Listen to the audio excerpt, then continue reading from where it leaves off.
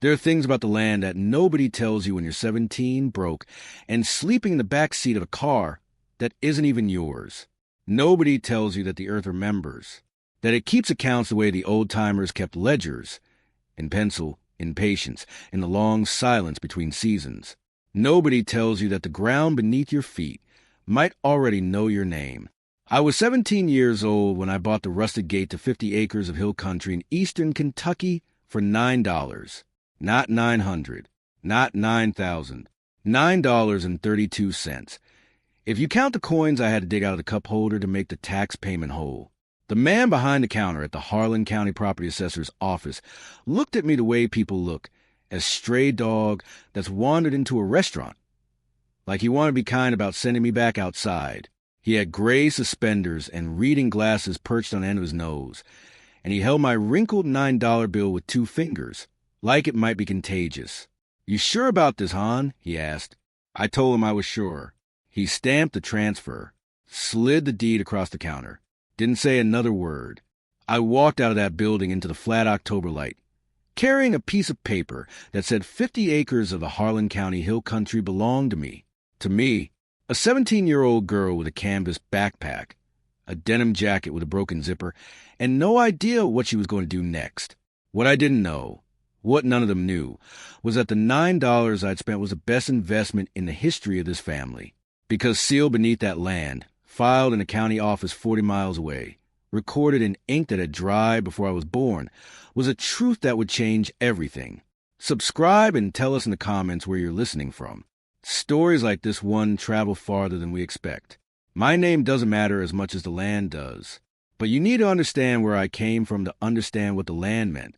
My mother left when I was 11, not left in the dramatic, suitcase in the rain way. She just diminished. She was there on a Tuesday, and then she was less there, and then she was barely a voice on the phone, and then the phone call stopped too. My grandmother, Luther Caudill, took me in without ceremony or complaint. She had a small house on a rented quarter-acre in Everts, Kentucky, and she stretched what she had the way hill country women have always stretched things.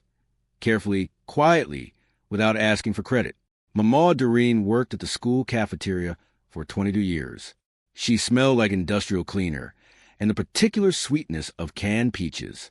She kept a Bible on her nightstand and a coffee can of emergency cash above the refrigerator. She told me twice a year, on my birthday and on New Year's Day, that I was going to be somebody.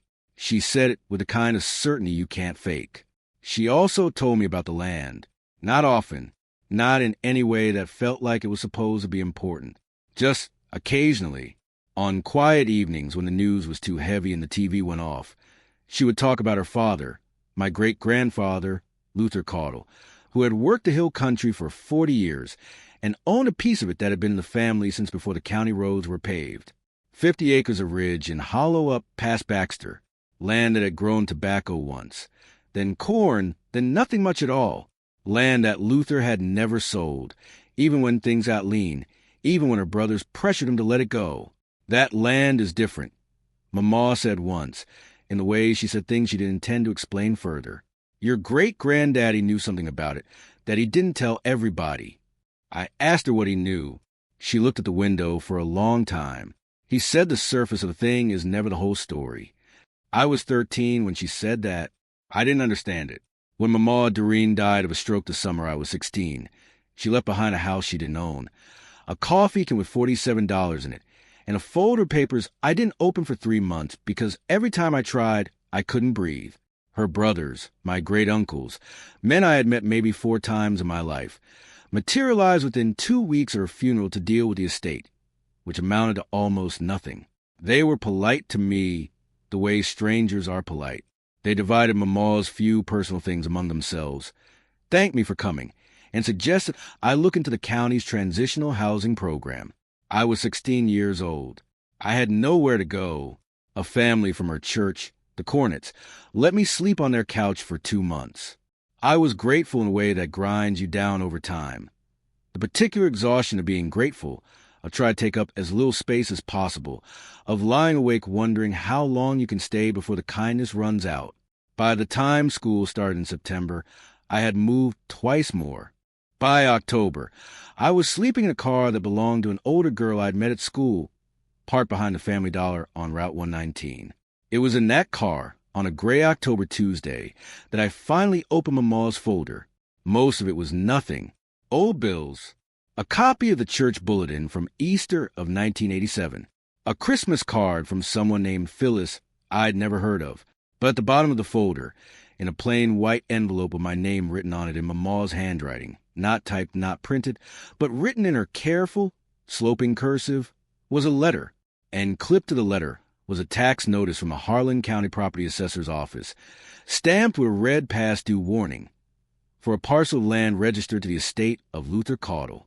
The notice said that 50 acres of ridge and hollow property, parcel number 47B in the Baxter Township, had been carried on the county rolls for 3 years without anyone claiming the estate or paying the taxes. The total owed to bring the account current was $9.32, after which ownership would transfer to the next of kin, who presented themselves at the assessor's office with payment. My name was handwritten at the top of the notice in a different ink. Mama's handwriting again.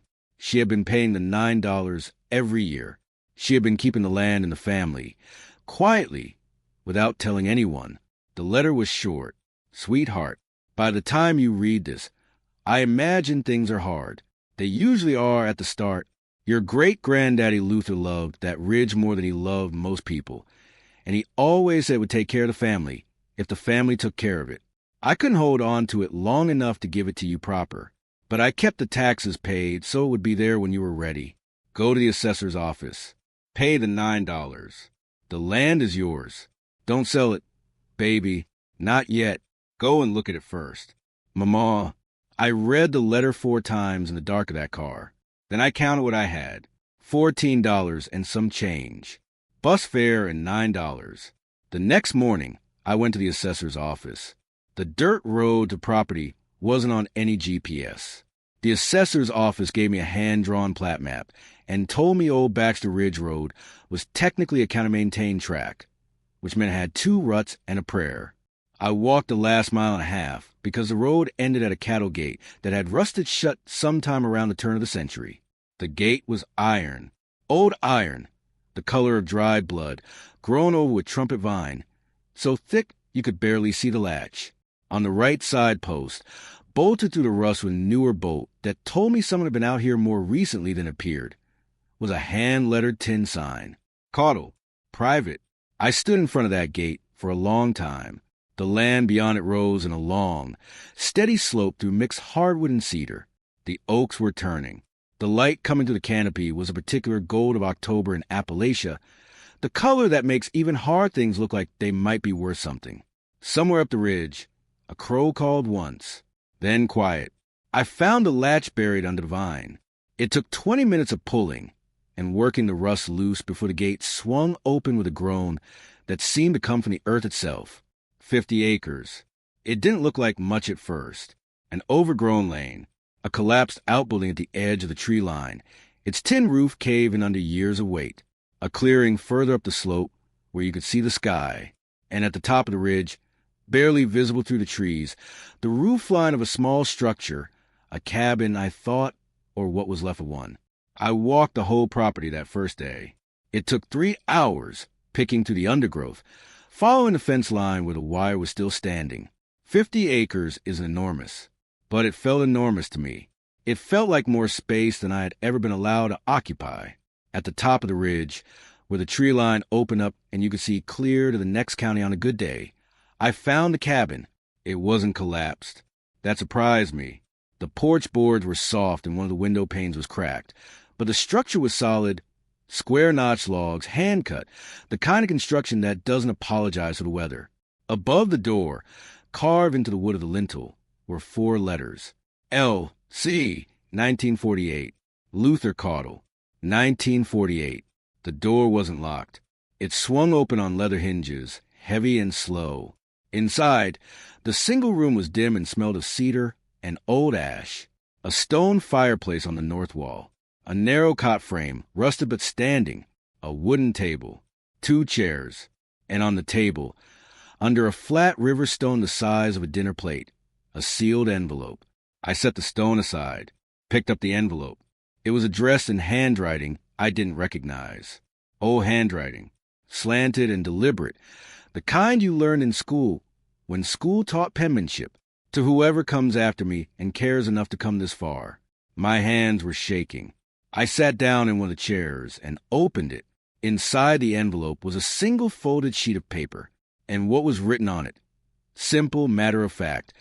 The way a man who worked land his whole life would write about something he considered perfectly obvious was the first thread of a secret that had been sitting under the soil of Harlan County for 60 years. There's a mineral survey on record at the Slid County Courthouse, filed November 1961. Under my name, Luther Caudill.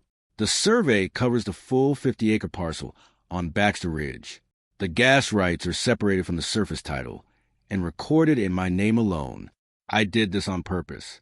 I did not tell the boys because the boys would have sold it. The land stays in the family, or it stays in the ground. Whoever is reading this is whoever was meant to read it. I read the letter 3 times. Then I sat in Luther Caudill's chair, in Luther Caudill's cabin, on Luther Caudill's ridge, and I stared at the fireplace for a long time. I was 17 years old. I had $9 left, a canvas backpack, and a 60-year-old letter from a dead man I'd never met, and somewhere in the Slid County Courthouse, filed under a name that matched the deed I now held, was a mineral rights survey that nobody in the family knew existed. Nobody, that is, except Mama Dorene. Don't sell it, baby. Not yet. Go and look at it first. She knew. She had known. And she had waited until the land could be passed to someone who would come here first, who would sit in this chair, who would read the letter, who would understand what it meant before they did anything rash. I folded the letter carefully, placed it inside Mama's envelope, and put them both in the inside pocket of my denim jacket, close to my chest. Then I looked around the cabin. The ceiling was intact. The chimney drew clean. I checked by building a small test fire with a handful of dry bark from the woodpile still stacked against the outside wall. The window could be covered with plastic until it could be properly repaired. The well out back tested with a hand pump that squealed and spit before running clear. I pulled my sleeping bag out of my backpack, laid it on the cot frame, and cooked a can of soup on the fireplace grate. That night, for the first time in almost a year, I slept inside 4 walls that belonged to me. I want to stop here for a moment, because what I'm about to tell you has a before and an after. The before is the story of a girl who had nothing. The after is something else entirely. But between the before and the after, there's a middle, and the middle is where the ugliness lives. Families have a way of staying quiet when there is nothing to fight over, and a way of erupting when something of value appears. I had been invisible to my great-uncles for 16 years. I would not remain invisible for long.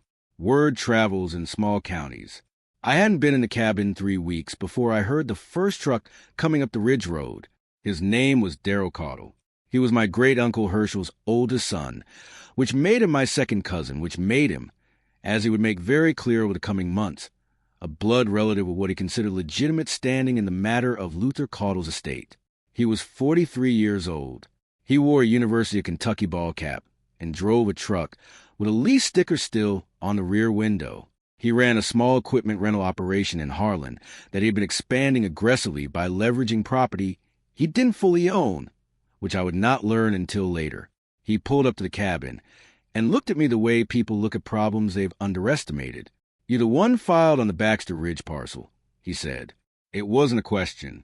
"I paid the back taxes," I said. "The deed transferred at the assessor's office." He looked at the cabin, at the cleared porch where I'd stacked the punky boards I'd replaced, at the plastic sheeting over the cracked window, held in place with finishing nails, at the wood smoke drifting from the chimney.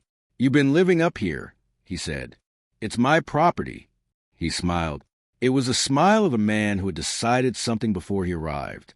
"Honey, that deed transfer is going to get contested. That parcel should have gone through estate probate with the rest of Luther's property. We've got legal standing." He tilted his head back and looked up at the ridge, the way a man looks at something he's already decided to acquire. County assessors shouldn't have transferred it to a minor without proper legal notice to the estate heirs. We've got an attorney in Harlan who agrees with us. I kept my face still. "You can save yourself a lot of grief," he said, and we'll make sure you're taken care of. We're family." He left me a business card that had his name and his equipment rental number printed on it. He drove back down the ridge. I stood on the porch and watched the truck disappear. Then I went inside and took Luther's letter out of my jacket pocket and read it again. The gas rights are separated from the surface title and recorded in my name alone. Luther Caudill wanted the surface, the 50 acres, the cabin, the ridge view, and the timber value, and whatever developer might pay for hill country property in a county slowly being rediscovered by people from Cincinnati and Lexington looking for a second home. He had the kind of confidence that comes from a lifetime of people stepping aside. He did not know about the letter. He did not know about the survey. And I had not yet decided what to do with what I knew. The legal threat materialized within 6 weeks. A letter from an attorney named Briscoe, out of Harlan, arrived at the cabin, technically at the assessor's office, forwarded to me in an envelope with a yellow sticky note from the clerk who had processed my $9 payment, a woman named Sheila who had taken a quiet interest in my situation. The letter argued, in careful legalese, that the transfer of the Baxter Ridge parcel to a minor without full probate of Luther Caudill's estate was procedurally improper, that the surviving descendants of Luther's 3 sons had standing as heirs, and that my claim should be set aside pending a full probate proceeding. There were 4 other names on the letter besides Daryl's: his father, Herschel, his brother, Ray, and 2 cousins I had never met, listed as additional potential heirs. 5 people who had not paid 1 cent of property tax in 3 years, who had not stepped foot on this ridge in years, who had not cleaned a gutter or replaced a board or hauled firewood or done one single thing for 50 acres of Harlan County hill country. But now that a 17-year-old homeless girl had established herself here, they had standing. If this story is moving you, hit the like button and turn on the bell so you never miss another story like this one. A woman named June Feltner ran the community legal aid clinic out of the old Methodist church in Harlan on Tuesday afternoons. She was a small woman with silver hair and sharp eyes and the kind of unhurried manner that comes from having seen every version of a problem 3 times already. I walked into her office on a Tuesday in late November with Mama's folder, Luther's letter, and Luther Caudill's business card. She listened without interrupting. When I finished, she held out her hand for Luther's letter. She read it once. Then she read it again. "The mineral survey," she said. "You confirmed it's on record at the Leslie County Courthouse?" I told her I hadn't confirmed it yet. I only had the letter. She set the letter down and looked at me. "This letter is going to mean nothing or everything," she said, "depending on what's actually recorded in Leslie County." She explained the legal framework to me in plain language, the kind people who work with people who have nothing have learned to use. In Kentucky, mineral rights, the legal ownership of what lies beneath the surface of a piece of land, coal, oil, gas, water, can be severed from the surface title and recorded separately. If Luther Caudill had done what his letter claimed, if he had legally separated and recorded his ownership of the gas rights beneath the Baxter Ridge parcel before he died, those rights would not have passed with the surface title through any subsequent transfers or estate proceedings. They would exist on their own. They would descend independently. And since Luther had no recorded will, they would descend by intestate succession. In Kentucky, intestate succession flows first to surviving children, then to grandchildren, then to great-grandchildren. Luther's children, Herschel and the others, were dead or had predeceased. I was a great-grandchild. If that survey is recorded the way this letter says it is, June said carefully, and if the mineral rights were properly severed, you may have inherited something that has nothing to do with the $9 deed transfer, something that was already yours by bloodline. She paused. "But we need to go to Leslie County," she said. "The Leslie County Courthouse is a brick building in Hyden, 40 miles east of Harlan through the kind of mountain road that makes you grip the wheel with both hands." June drove. She knew the county clerk, a man named Odell Brock, who had worked the deed room for over 30 years and who, June told me on the drive over, remembered Luther Caudill by name. Odell Brock was 70 years old and moved through the deed room the way a man moves through a space he has memorized in the dark. He led us to the microfilm archive without consulting a finding aid. Caudill Mineral Survey, 1961, he said, half to himself. "I remember when this was filed. My daddy was working the room that year. He thought it was unusual. Most men separated their mineral rights before sale, not just to sit on them. Luther filed it separate and never said why. The microfilm reader hummed. The image swam into focus. Instrument number 4471B, Leslie County Deed, Book 22, page 341. File November 9, 1961. Recorded in the name of Luther Thomas Caudill of Harlan County, Kentucky. A severance deed separating the oil, gas, and associated hydrocarbon rights from the surface title of a described 50-acre parcel on Baxter Ridge, Harlan County. The legal description matched the parcel number on my deed exactly. June looked at the screen for a long time.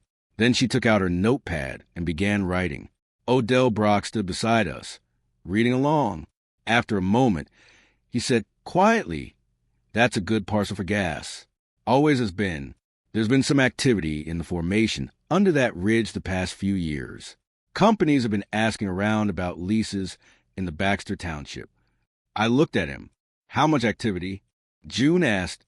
Odell chose his words carefully. "There's an Appalachian Basin assessment that went public last year," he said.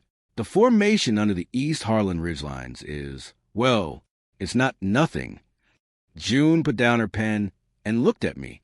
Neither of us said what we were both thinking. Not yet, because what we were thinking was too large, and the deed room was very quiet, and the microfilm was still humming, and I was 17 years old sitting in a courthouse 40 miles from a ridge that had been waiting 60 years for someone come looking. I asked Odell if there was anything else under my name or under Luther's name in the county records. He went back to his files. He returned with a second document, thinner, newer, filed in 2019, just 3 years earlier. It was a lease inquiry notice. A natural gas development company out of Charleston, West Virginia, had attempted to contact the recorded owner of the mineral rights on Baxter Ridge Parcel 47B to initiate lease discussions. The notice had been filed with the county when no response was received after the standard notification period. The recorded owner of the mineral rights at that time was still listed as the estate of Luther Thomas Caudill, unresolved. The lease the company had proposed, listed in the inquiry as an opening offer, subject to negotiation, was for a signing bonus of $300,000 with a royalty rate of 18% of gross production. The room was very quiet. June Feltner set down her notepad. She took off her glasses and cleaned them with the hem of her blouse. She put them back on and looked at the microfilm screen. "Odell," she said, "we're going to need certified copies of everything. I have tried many times to imagine what Luther Caudill was thinking in November 1961 when he drove to the Leslie County Courthouse and filed that severance deed. He was a tobacco farmer and sometime logger. He had 3 sons who wanted to sell everything and a wife who let him make the decisions about the land. He had probably heard from someone, a neighbor, a man at the feed store, a circuit-riding preacher who talked about what the earth held, that the formation under the Baxter ridgelines was worth paying attention to. He couldn't have known about the gas boom that would come 6 decades later. He couldn't have known about horizontal drilling or modern extraction or the Charleston Company's assessment report. He couldn't have known about me. But he knew the surface of a thing is never the whole story. And he knew that if he left the mineral rights attached to the surface title, his sons would sell both together. So he separated them. He put them in a deed book in a courthouse 40 miles away, in a county where his boys weren't likely to be doing their research. He told no one except, eventually, Mama Dorene, who understood why he'd done it and spent the rest of her life keeping the surface taxes paid, so the land stayed in the family, waiting for whoever came after who was meant to come this far. What he had done in 1961, with the price of filing fee and a drive over the mountain, was create a legal instrument that would survive everything. The deaths of his children, the dissolution of his estate, the 60 years of family indifference, the attorney letters from Harlan, the smiling confidence of a second cousin in a leased truck. He had made it so the land, when it finally spoke, would speak loudly enough to be heard. June Feltner filed a response to Briscoe's legal challenge in the first week of December. It was, she told me later, one of the more satisfying documents she had ever drafted. It established a recorded mineral rights severance deed, my status as direct descendant and surviving heir, the intestate succession chain under Kentucky law, and the lease inquiry notice that had gone unanswered. which June argued in a separate filing constituted grounds for the court to recognize the estate's mineral rights as an active legal interest requiring immediate resolution. She also sent a certified copy of the mineral survey to the gas development company in Charleston, with a cover letter identifying me as the lawful heir to the mineral rights on record. The Charleston company called her back in 4 hours. The Caudill family gathering happened in January, at Daryl's suggestion, or rather, at his attorney's suggestion, which amounted to the same thing. They chose a Sunday, at Herschel's farmhouse in Harlan, because Herschel was the oldest and the farmhouse was the largest, and because the choice of location was in the way of these things, meant to establish who held authority. June drove me. We arrived last, which was also her choice. The farmhouse living room held 8 people when we walked in: Daryl and his wife, Ray and his wife, Herschel in his armchair, the 2 cousins I'd never met, and Briscoe the attorney, who had arranged his documents on the coffee table with the careful neatness of a man preparing to win. I was 18 by then. I had turned 18 on the Ridge, in Luther's cabin, in February, and that birthday had been the first one in 2 years I had spent inside walls that were mine. Daryl stood when we came in. He looked at me the way he had looked at me on the Ridge that first day. The smile, the tilt of the head, the settled confidence of a man who has decided how things are going to go. "We're glad you came," he said. "We want to resolve this family matter fairly." "I appreciate that," I said. He gestured to the sofa. We sat. Briscoe laid out the challenge methodically. The transfer to a minor, the procedural question, the standing of the surviving heirs. He was thorough and polished, and clearly expected that a woman in her first year of legal adulthood, represented by a community legal aid attorney, would fold under the presentation. When he finished, June opened her briefcase. She placed 3 documents on the coffee table. The microfilm copy of Instrument 4471B from the Leslie County Deed Book. The certified title search confirming the mineral rights had never been transferred out of Luther's name, and the gas company's lease proposal, with the opening bonus figure visible in the upper right corner of the first page. Briscoe leaned forward and picked up the lease proposal. He read the first paragraph. Then he read it again. His face did not change, but his hands went very still. Daryl looked at his attorney. "What is that?" "The mineral rights under Baxter Ridge," June said, "were severed from the surface title by Luther Caudill in 1961 and recorded in Leslie County. They were never included in any estate proceeding because no one was aware they existed as a separate legal instrument. By Kentucky intestate succession law, they descend to the nearest surviving direct heir. That is the young woman sitting next to me." Silence.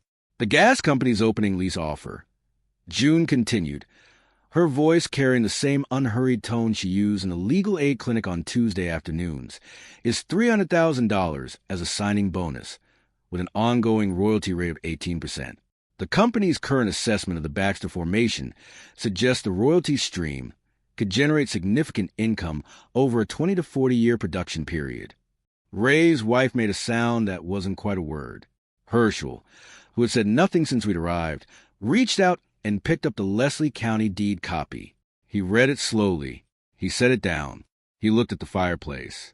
Daryl looked at his attorney, then at me. The smile was gone. "That can't be right," he said. His voice had lost its ease. "Luther never said anything about. He never mentioned any survey.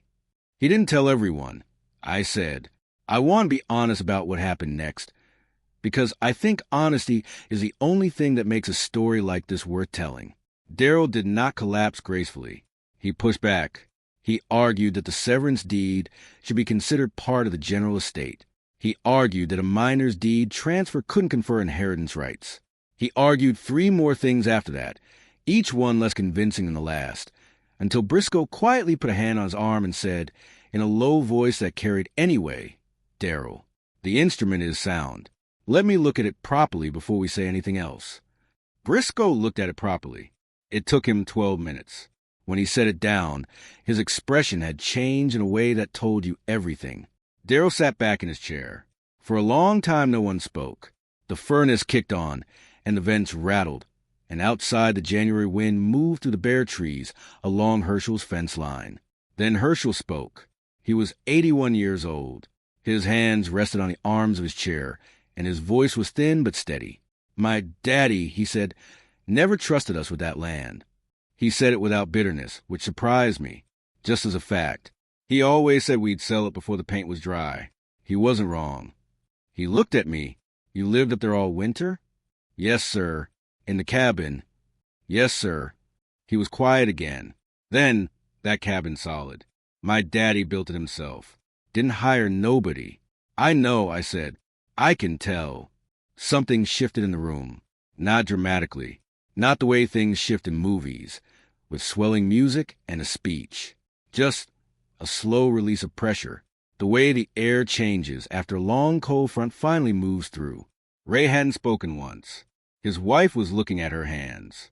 The two cousins I'd never met were looking at the floor. Darrell looked out the window. "The attorney fees," he said finally, to no one in particular. It came out like an exhale. 3 months of confident maneuvering, 2 certified letters from Harlan, the cost of a trip to this farmhouse on a January Sunday, and what he had was a lease proposal with a number on it that he was not going to see a cent of. His wife put her hand on his arm. He didn't move. "I thought you didn't know," he said. His voice was different now, quieter, the confidence stripped away, and underneath it was something that looked uncomfortably like shame. "I thought she was just a kid who stumbled onto a piece of land. That didn't amount to anything. I thought—" He stopped. I could have said several things. I chose not to say most of them. "I know," I said. "You didn't think it was worth much." He looked at me. Whatever he had expected me to say, that wasn't it. "Neither did I," I said. "Not at first." The lease negotiation with the Charleston company took 4 months. June brought in a specialist attorney from Lexington who handled mineral rights exclusively. We negotiated the signing bonus to $420,000. The royalty rate held at 18%, with escalation clauses tied production volume. I turned 19 that February on the Ridge. The signing happened in April, in the same Leslie County courthouse where Odell Brock had pulled the microfilm of Luther's deed 60 years after it was filed. Odell attended as a witness.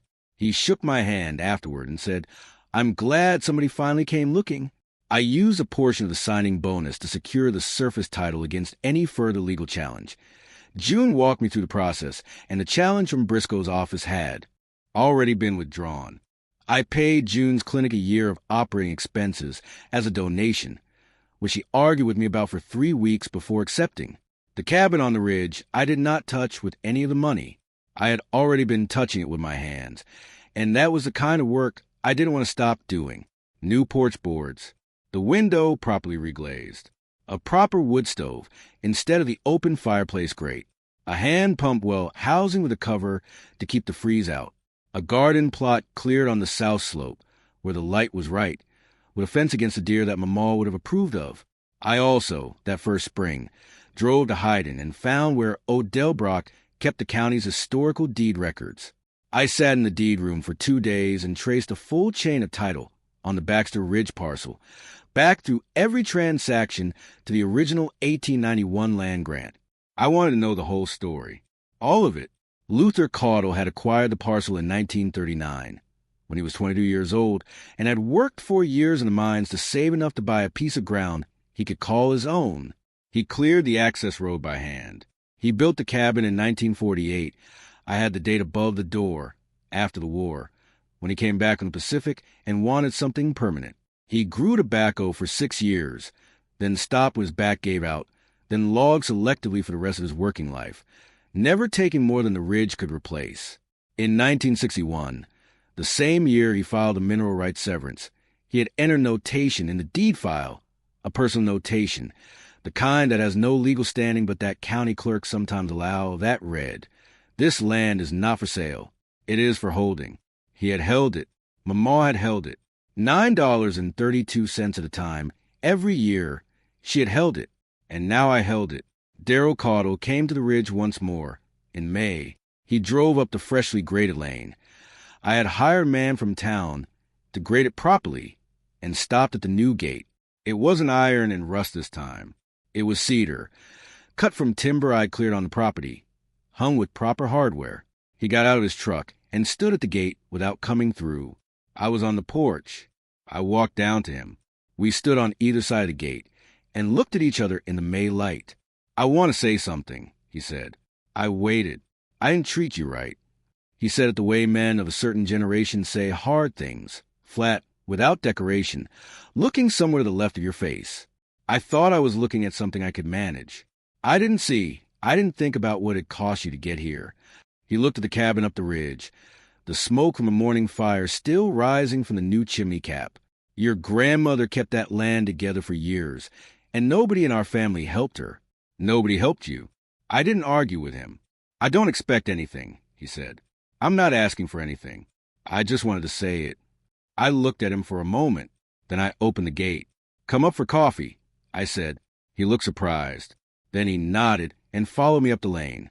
We sat on the porch and drank coffee and looked out over the county in the May morning and didn't say much. He told me his grandfather, Herschel's father, Luther's brother, had worked the same formation on the next ridge over in the 1950s before the first gas company came through and bought him out cheap. He hadn't known that when he came here the first time. He'd just seen land. "Luther knew to hold," I said. Darrell wrapped his hands around his mug. "Yeah," he said. "He did." He left after an hour. He didn't come back again, and I didn't reach out, and that was a kind of resolution that felt more honest than a ceremony. Herschel called me once that summer. He was 81 and used a landline and spoke in the slow, economical way of a man who had farmed his whole life and wasn't going to waste words. "You doing all right up there?" I told him I was doing fine. "Good," he said. "Your mama would be glad." He hung up. I stood on the porch with the phone in my hand, and the June sun coming across the ridge, and the garden planted, and the gate solid on its cedar posts, and thought about Mama Dorene, who smelled like industrial cleaner and canned peaches, and who had written my name at the top of the tax notice, so I would know where to come. She had known what was sealed beneath the land. She had known what Luther had done and why he had done it, and she had spent 30 years quietly, without credit, without help, without ever saying a word to anyone who might have tried to take it from her, keeping $9 available every year. So the land would be there when I was ready. I had thought the $9 was the beginning. The $9 was the key. The land was the door. And everything sealed beneath it. The gas rights, the signed lease, the royalty income that would come in quarterly for the next 40 years. That was what had been waiting inside. Not for Darrell. Not for Herschel. Not for anyone who had looked at 50 acres of Harlan County ridge and seen something to sell. For whoever came after and cared enough to come this far. The first royalty payment arrived in October, 18 months after the lease was signed. I was 19, living on the ridge full-time, working in Harlan 3 days a week at a building supply company where the owner had hired me after I'd come in one too many times knowing exactly what I needed. I sat at Luther's table, in one of Luther's chairs, and looked at the statement from the gas company. Then I put it in the folder with Mama's letter and Luther's letter and the certified copy of Instrument 4471B and the original $9 tax receipt from the assessor's office with Sheila's yellow sticky note still attached. I keep that folder under the river stone on the table, the same stone that held Luther's letter when I first walked into this cabin on an October afternoon with a canvas backpack and a broken zipper, and not enough sense to be afraid of what I was walking into.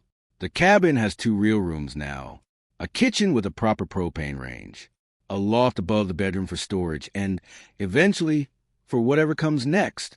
The porch has 4 chairs, because people come up sometimes, June and Odell Brock once, and a young woman from the County Agriculture Extension Office who is helping me think about what to do with the southern slope. The garden produced more squash than I could eat last summer. I gave half of it to a church in Everts, the same church Mama belonged to. I think about Luther Caudill often.